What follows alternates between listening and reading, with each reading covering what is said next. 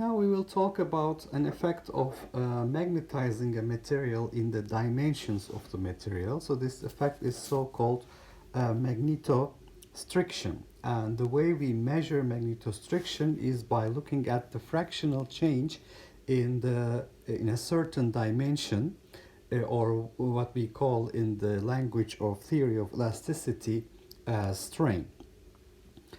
Okay, so first thing we need to note is that the magnetization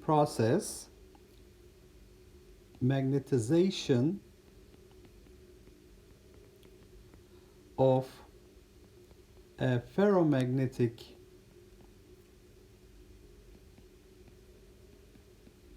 material results in changes in its dimensions.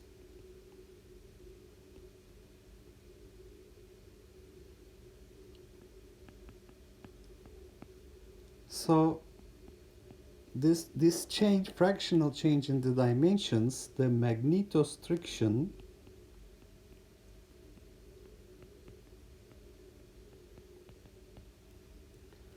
is simply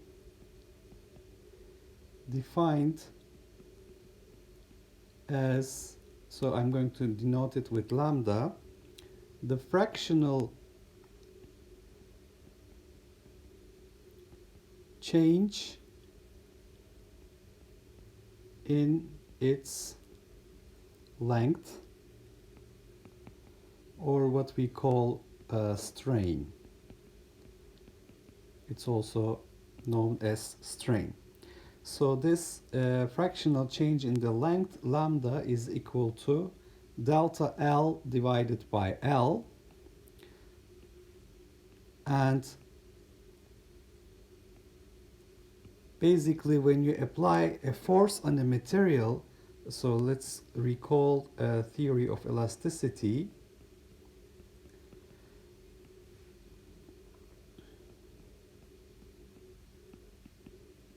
We have this following stress-strain relationship. Stress sigma, which is force per area, is related to strain Young's modulus times epsilon, where epsilon is delta L over L. So in this language, this is stress, this is strain, and this is Young's modulus.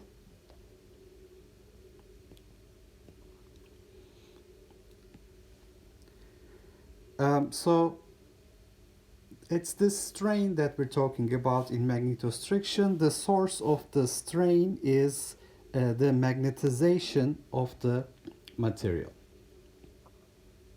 So after recalling the stress-strain relationship in elastic deformation, let's talk about how we can measure this effect. This can be measured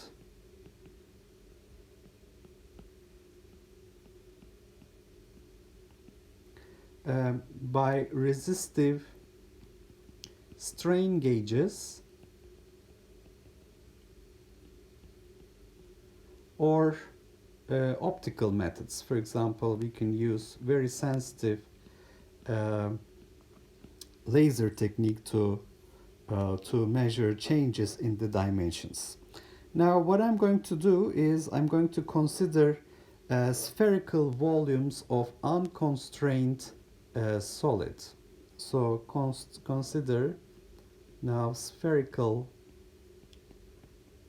volumes of unstrained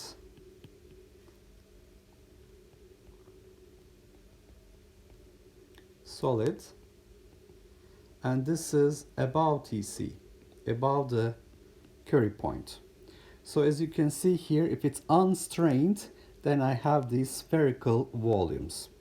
Now below TC, below the Curie point, spontaneous magnetization will occur.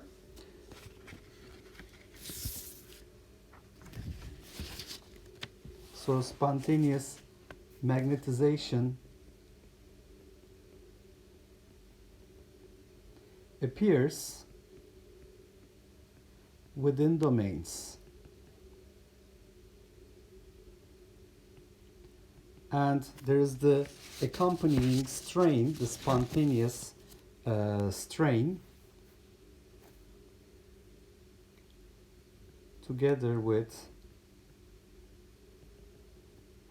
the spontaneous strain.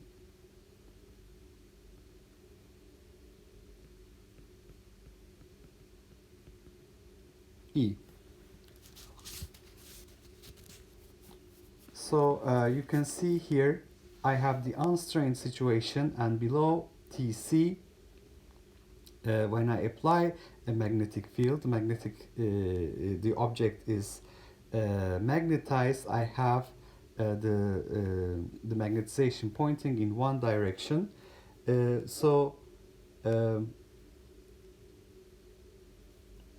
I can talk about the spontaneous strain that can be formed by forming a domain here. So you can think of this this row of atoms inside a domain that is forming this saturation magnetization in one direction. Or we can talk about the strain in a particular direction in a demagnetized state, or magnetostriction lambda 0 along a particular direction.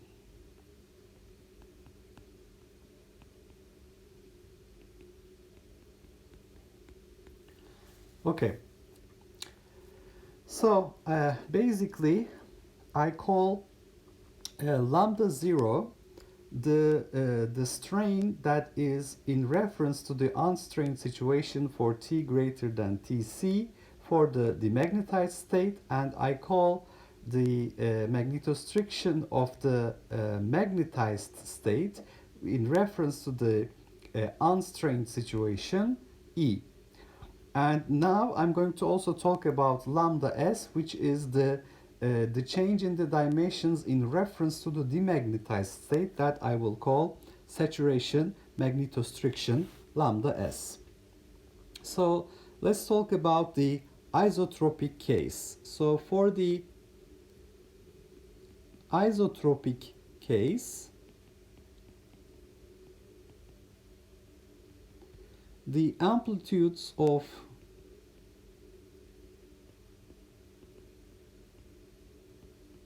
the spontaneous magnetostriction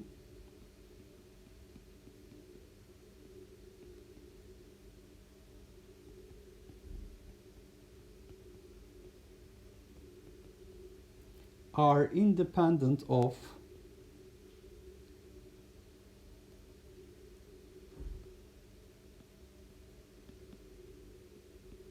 crystal directions.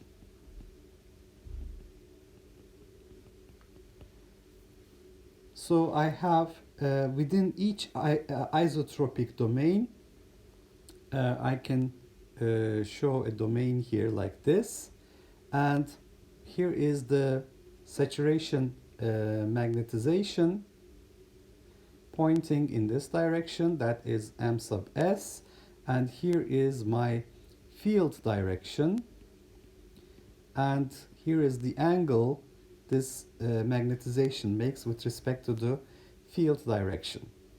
And how do I see the strain variation with angle theta within each isotropic domain?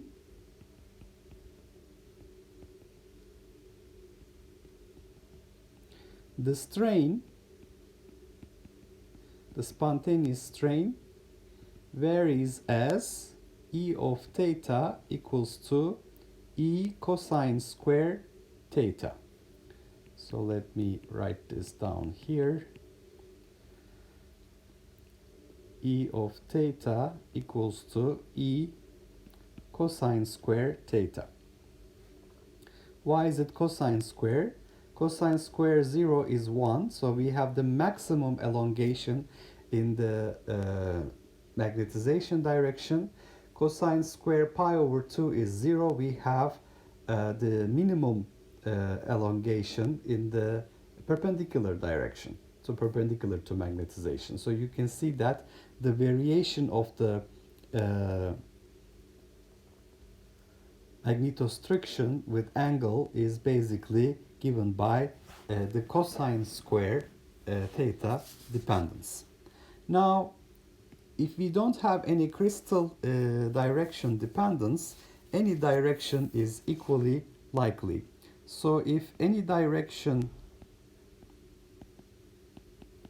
for the magnetization is equally likely, then we have random domains,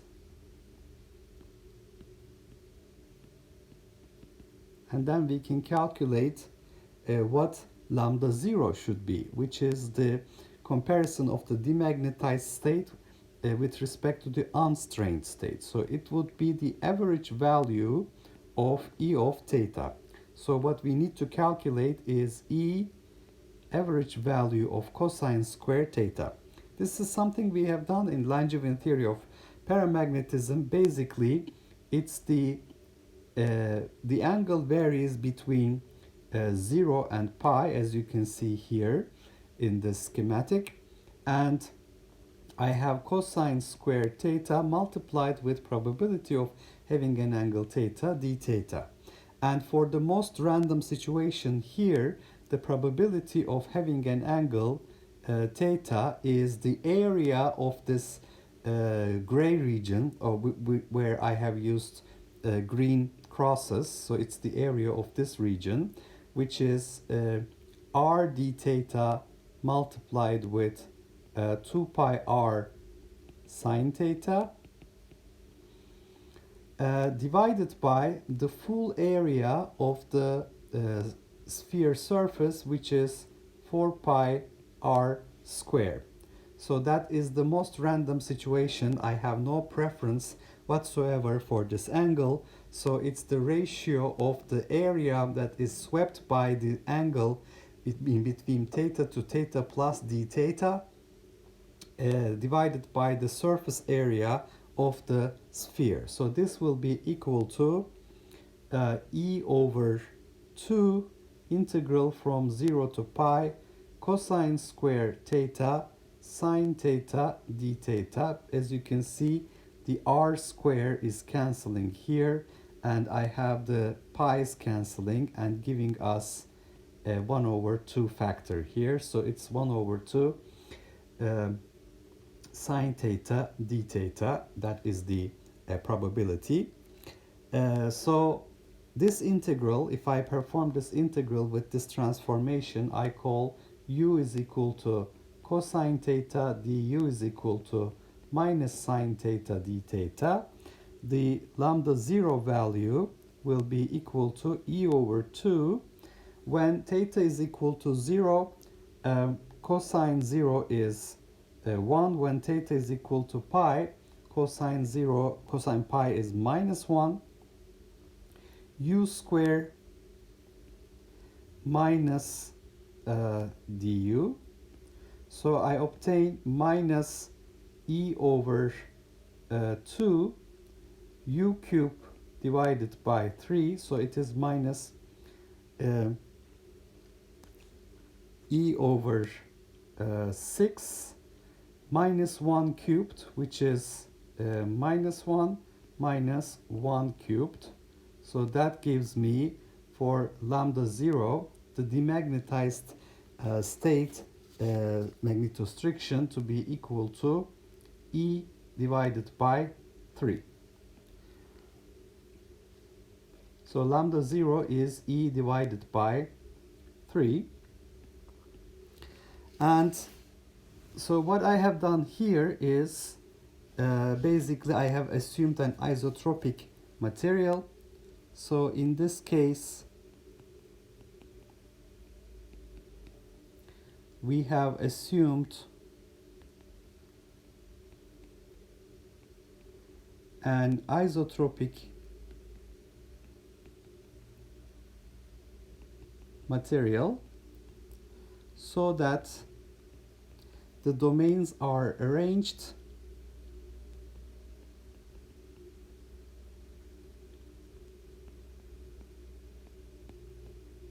with equal probability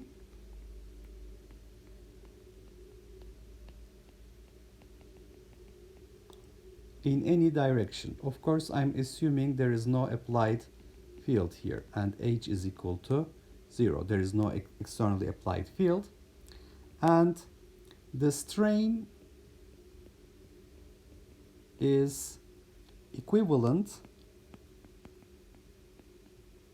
in all directions. So we have E over 3 in all directions. So one other assumption we have here is that even though the sample dimensions change,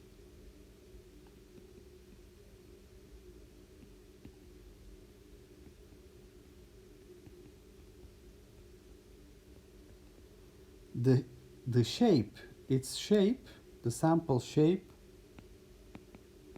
remains the same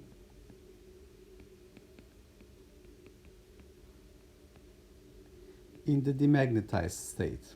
And for the isotropic case, this will be true because we have the same strain in all directions, since all directions have equal probability. Now, when the sample is saturated, which is the situation we see here at the bottom, it is magnetized. When the sample is saturated, the saturation magnetostriction we define as follows. The saturation magnetostriction, I'm going to call this, denote this with lambda sub s, this is basically defined not with respect to the unstrained situation, it's defined with respect to the demagnetized state.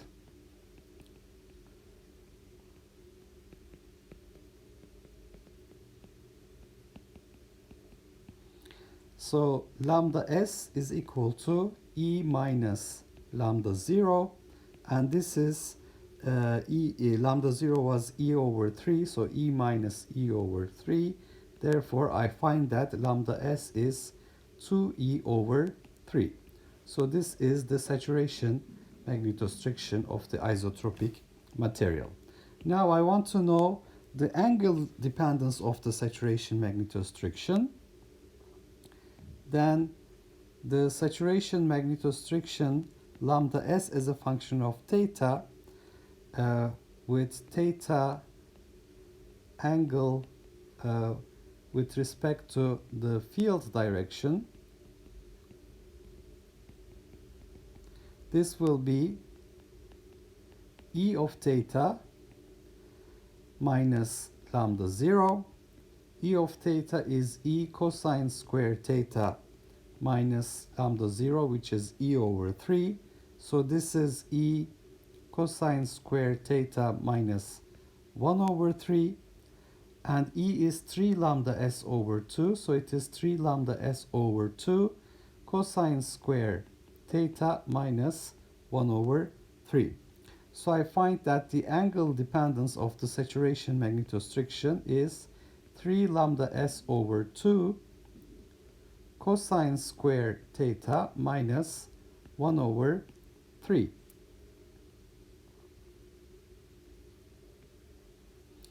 And now if you look at the value of lambda s when it's parallel to the magnetic field, for theta is equal to 0, you will have 1 minus 1 over 3, which is 2 over 3. 2 over 3 times 3 over 2 will give you 1. So lambda s parallel is lambda s. And if I look at lambda s perpendicular to the amount of magnetostriction perpendicular to the applied magnetic field, so that is cosine square pi over 2, which is 0. So 0 minus 1 over 3 will give you minus lambda s over 2. then the difference, if you look at the difference, lambda s parallel minus lambda s perpendicular, parallel to the field plus minus perpendicular to the field, this would be lambda s plus lambda s over 2, 3 over 2 lambda s, which is E. That is our spontaneous strain within a single domain.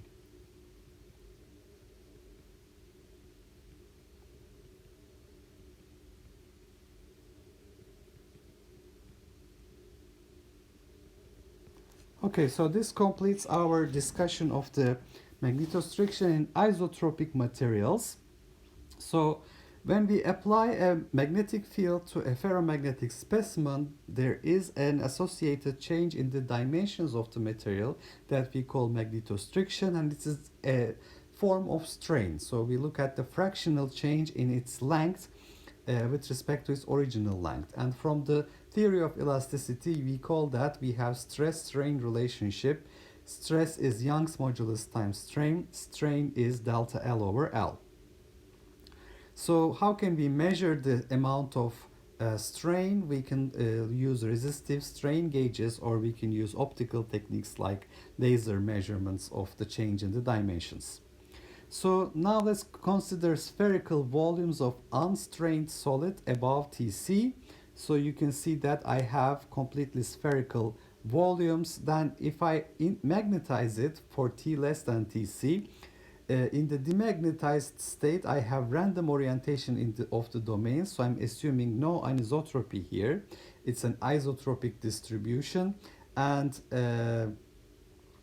so I find that there is a net strain in the length. There's a net change in the length that I call lambda 0 with respect to the unstrained situation. And for T less than Tc, if I magnetize it, or if I look at what is going on inside a domain where I have saturation magnetization, then there is a spontaneous strain E that is with respect to the unstrained situation. Now, if this is an isotropic case, there is no preference for the magnetization. Then I have spontaneous magnetostriction independent of the crystal directions, and the angle dependence of the magnetostriction is given by E cosine square theta, so that this magnetostriction is maximum in the parallel to the magnetization direction, and if it's going to be minimum perpendicular to the magnetization direction. Now, if any direction is equally likely, then we have from our previous discussion on Langevin theory also, the probability of having an angle theta for all angles becoming random is the ratio of the area swept by a region between theta and theta plus d theta on a spherical surface divided by the spherical surface area. So it's 1 over 2 sine theta d theta. So p of theta d theta is sine theta d theta divided by 2. So the average value of this spontaneous strain E will give me the demagnetized state magnetostriction, which I find to be E over 3. Now, in this case, I have no applied field and the strain was equivalent in all directions. If I compare this with the spontaneous magnetization case, the saturation magnetostriction is defined with respect to the demagnetized state. So I look at the spontaneous magnetostriction E minus lambda 0, the magnetostriction, the demagnetized state, it is 2E over 3. So it has a angle dependence 3 lambda s over 2 cosine square theta minus 1 over 3. And if I look at the difference between parallel to magnetization and perpendicular to magnetization, then I find that the difference is E. So that's the spontaneous strain in a single domain.